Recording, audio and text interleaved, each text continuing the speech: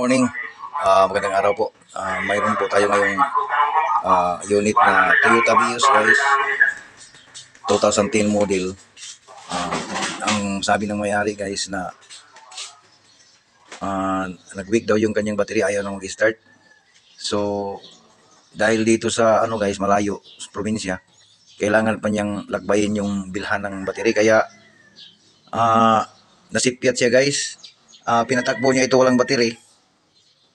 Umandar naman siya, walang tinanggalan niya ng battery. Pagkatapos nang mabilhan niya ay nilagay niya yung battery, in-install. Pagkatapos ito na ngayon kaya yung nararamdaman ng sasakyan niya wala ng power. Pag inapakan guys yung yung kanyang speed, ayaw nang mag-response, at saka nag-iilaw din yung check engine. Kaya pati yung kanyang steering guys daw ay matigas daw. Matigas na, ayaw nang umikot. Matigas talaga. So susubukan natin guys, kung titingnan natin kung anong nangyari. Nandito tayo ngayon guys sa ilalim, sa loob. Susubukan natin paandarin guys. Vios 2010 model.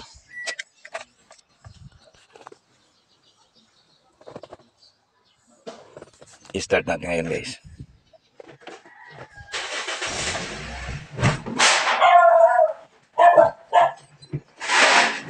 Sorry guys, nakakambyo pala. Hindi pala yung handbrake ang ginamit. Okay guys, ulit.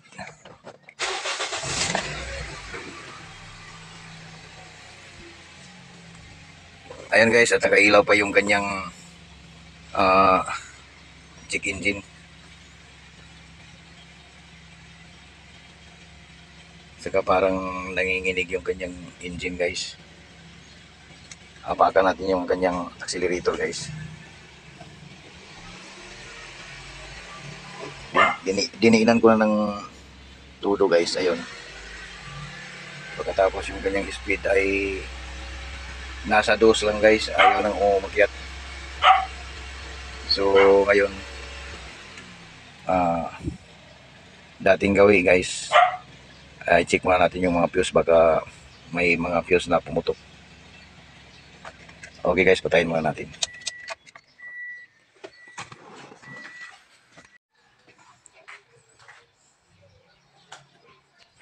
Grabe na baka kurog ini ako kuan. Ito akong kuan ba, kamera kurog ra daw. Check muna natin guys itong mga fuse.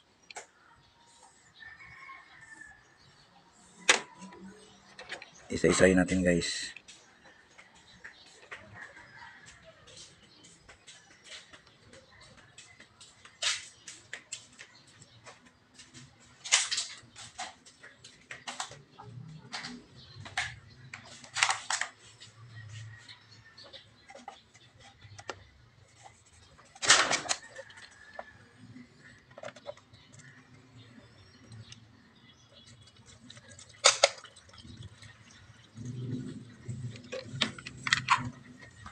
May nakita ko dalawa dito guys na pumutok. Subukan natin palitan guys.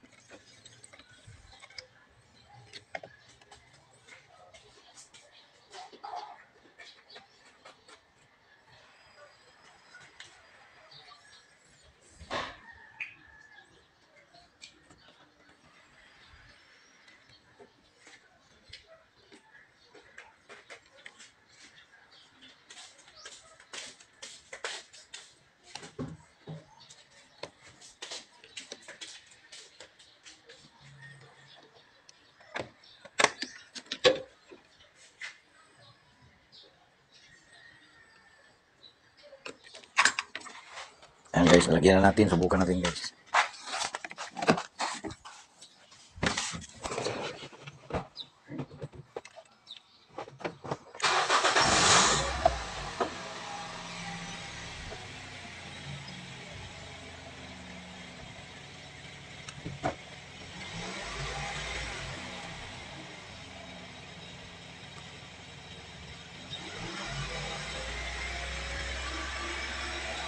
Yung kanyang speed guys ay ayaw pa rin.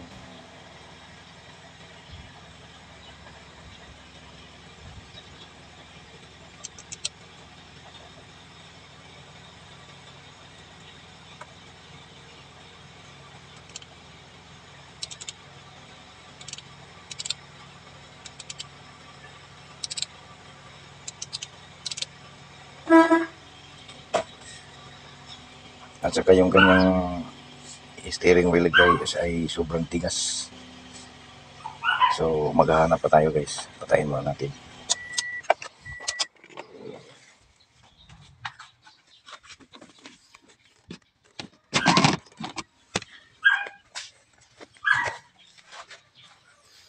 Dito sa ilalim guys, titingnan natin yung kanyang mga fuse.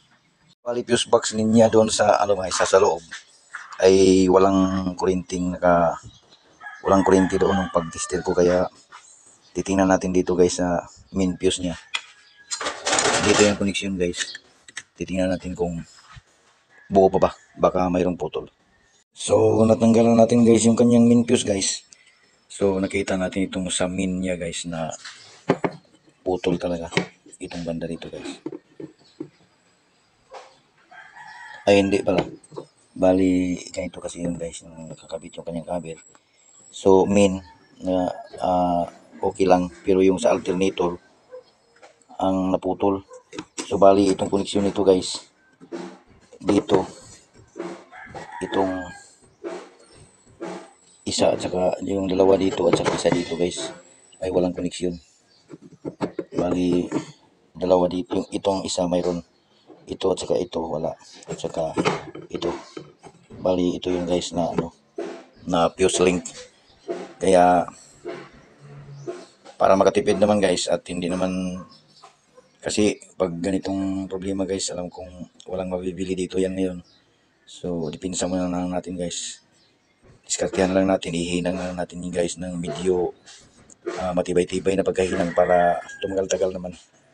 Pagkatapos sabihin natin sa may-ari na kung sakali nakapunta siya ng syudad, kung may mabilhan naman, papalitan nila niya ito ng bago.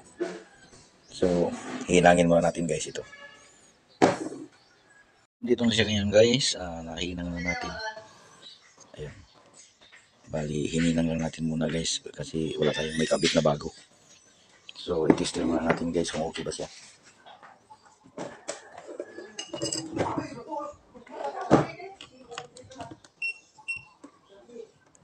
Mayroon po akong tester with buzzer guys para sa continuity check.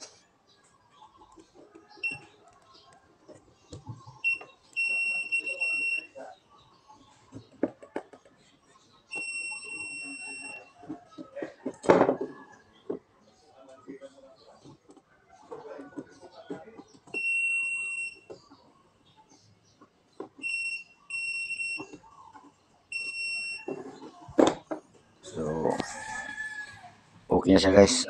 Isusuli na lang muna natin doon sa sasakyan para matingnan pa natin kung sakali wala pa rin pagbabago, matingnan natin kung ano pa kaya ang nangyari. So isusuli muna natin guys. So ayan guys, nakabit na natin guys. Punta tayo sa loob guys, temporary lang muna. Ayan muna natin linagyan ng yung bracket ng battery para kung sakali may magtanggal pa tayo, okay lang. Susubukan natin guys.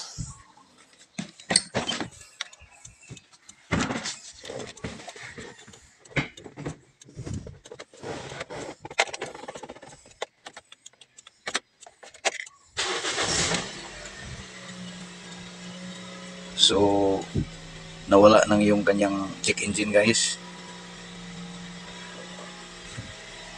Okay guys, lumambot na rin yung kanyang yung kanyang manibela. Saka yung sa kanyang speed. So okay na guys, may speed na siya.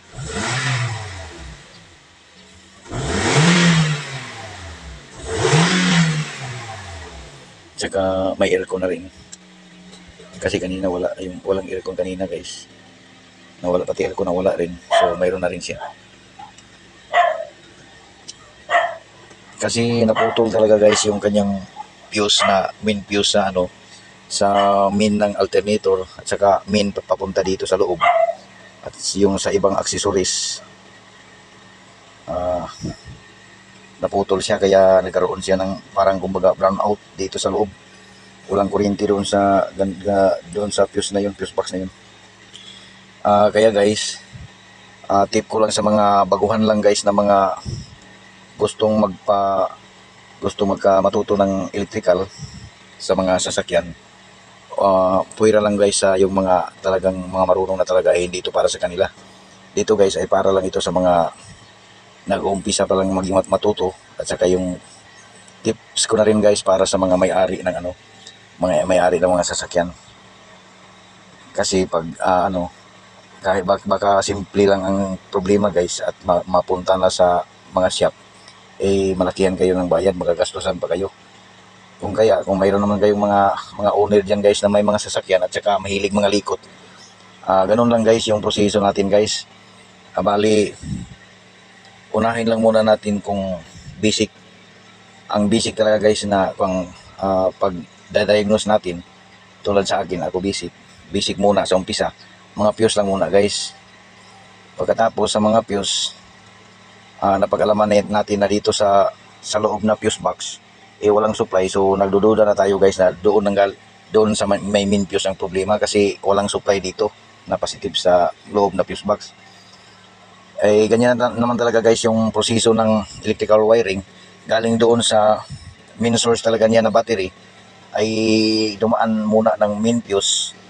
Pagkatapos ng main fuse guys, ay papunta na dito sa mga fuses sa iba't ibang accessories o magkaiba't ibang kagaya ng computer box, sa mga ilaw, sa busina, kung sa saan-saan. Galing talaga lahat yun guys sa main fuse. Kaya nagtataka ako na bakit wala man lang supply dito sa sa fuse box sa loob. Kaya nagdududa ako na doon sa main fuse, kaya tinitingnan ko yung main fuse talaga. So doon nakikita natin na putol talaga yung main fuse, kaya dinugtong na lang muna natin pansamantala guys, kasi wala namang mabili dito yan. So diskarte na lang guys. So para sa mga nagbabalak guys na gustong matuto sa mga ganitong trabaho, huwag lang kayong mawala ng pag-asa guys. Ako gusto kong may bigay talaga kung anong nalalaman ko. Hindi katulad talaga guys ng iba dyan, may papost-post pa nga sa YouTube. Pagkatapos hindi naman nakuha nga yung problema nila. Sa kanila lang yun, hindi naman itinuro kung saan galing yung problema. Katulad nga sa akin guys, aminado ako, minsan ay pag may trouble talaga na malalim na hindi ko kaagad nakukuha, minsan talaga ay pumunta talaga ako sa internet, nag-search talaga ako.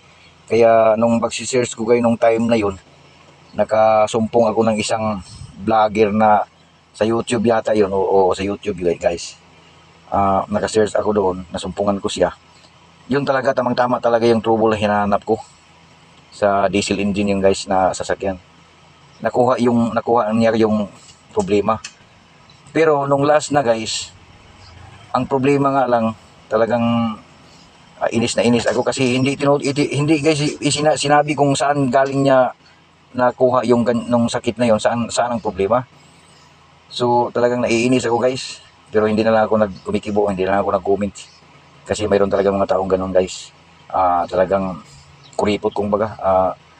Hindi makapagbigay ng kanilang nalalaman sa iba kasi takot silang maungasan o takot na malampasan. Saka hindi naman natin dapat ipagdadamot guys itong nalalaman natin. Dahil sabi nga ng Panginoon natin, kung anong nalalaman mo, isishare mo sa iba para mapagkaditaan naman at mapakinabangan naman nila. Pasalamat ka nga, nakapakain ka sa natututo ng galing sa mga turo mo, may pamilya kang napakain sa kita nila. Ganun lang yun guys. Kahit hindi naman sasabihin natin na sikat ako dahil nagtuturo ako sa mga ganito, pero alam ng Diyos na talagang matulungin talaga tayo guys. So kung nasisiyahan man kayo guys dito sa aking video guys, at hayaan nyo po guys, ngayon lahat ng mga ginagawa ko guys ay i-video ko at ituturo ko na rin sa inyo para maintindihan nyo at magkaroon din kayo ng malalaman kahit konti. So kung may mga katanungan, pag-i-comment lang guys, magtanong lang kayo at willing po tayong magsasagot diyan. Tapos paki-react naman guys kung ano bang tingin nyo sa video na to. Kung i-dislike ninyo, okay lang naman sa akin. Or mag-like kayo kung nagustuhan nyo. Saka paki-share na lang guys para mayroon din tayong makaalam na hindi pa nakakaalam. Pag sumunod lang kayo dito guys sa aking channel, marami pa po akong ilalabas na video sa susunod guys na maituturo ko sa inyo patungkol dito sa mga modelong sasakyan, engine at saka electrical guys. At saka aircon na rin, dala natin yan lahat guys. Hindi naman tayo sa nagmamayabang, talagang dati ko pa ito ginagawa guys. Binata pa lang ako hanggang sa nagkaanak na ako ng 5. Ngayon nasa 50 years old na ako guys.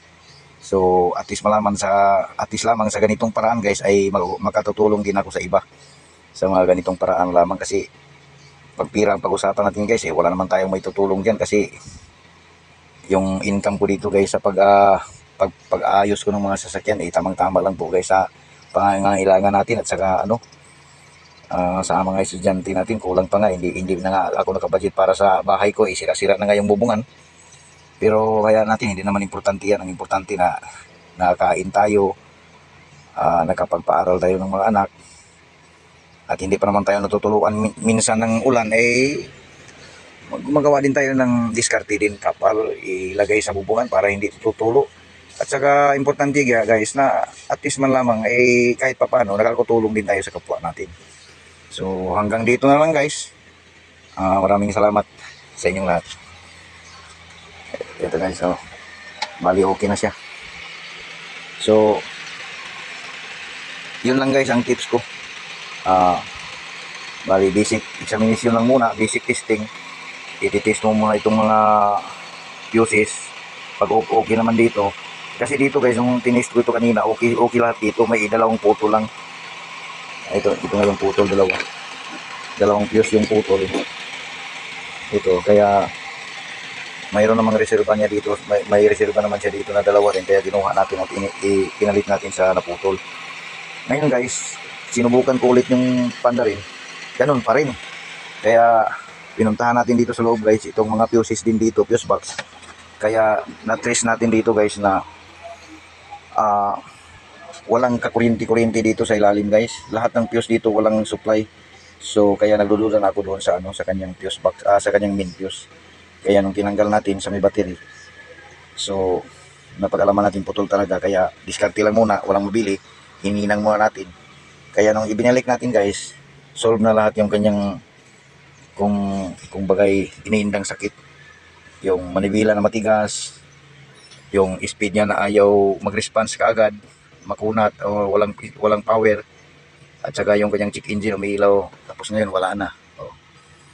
So maraming salamat guys, at mabuhay tayong lahat.